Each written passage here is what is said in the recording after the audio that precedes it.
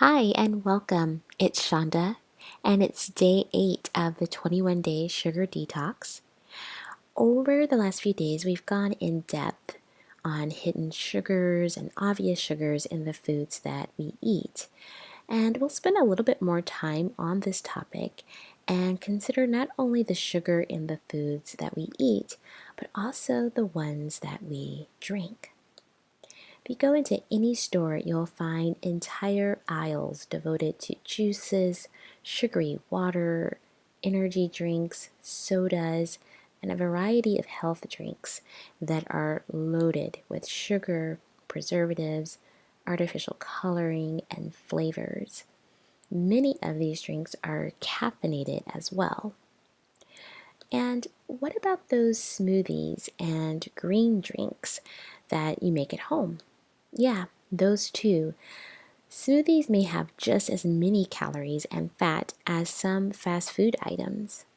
And those green drinks, while they may have health benefits, you do have to be really careful about what you're juicing. Ask yourself these questions.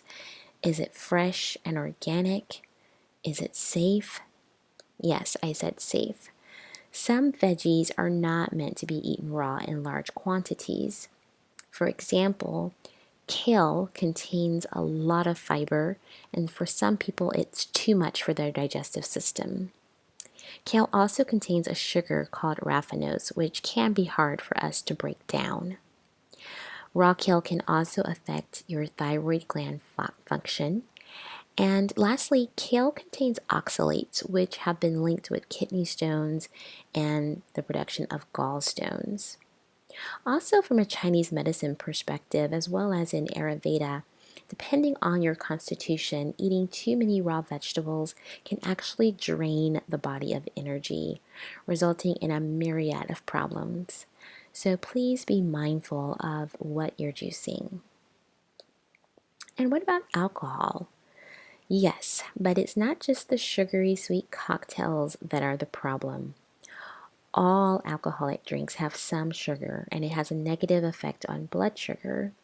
When a person drinks alcohol, the body reacts to it as a toxin and channels all of its energy into expelling it. This means that other processes are interrupted, including the production of glucose and the hormones needed to regulate it. This is most noticeable in heavy drinkers, but all drinkers are affected, as over time, drinking too much alcohol actually decreases the effectiveness of the production of insulin, which leads to high blood sugar levels. So, for the sake of the next 14 days, refrain from alcohol. However, if this isn't realistic for you, always drink water when drinking alcohol to stay hydrated. And never, ever drink on an empty stomach. This is the best way to regulate your blood sugar and should help mitigate the likelihood of a hangover the next day. In day 7, I provided you with 3 recipes that use the same vegetable to illustrate how preparing for the week ahead can be simple and convenient.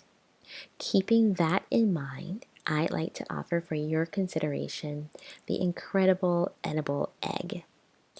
Maybe if you like eggs, I love eggs, you could hard boil a batch of them and have 1 or 2 in the morning for breakfast with an avocado, for lunch in a green salad, and maybe deviled eggs with curry powder or wasabi powder for a tasty snack. Remember to drink water, increasing your intake, and reducing your consumption of juices, alcohol, and other sugary beverages. Until tomorrow, take care and enjoy.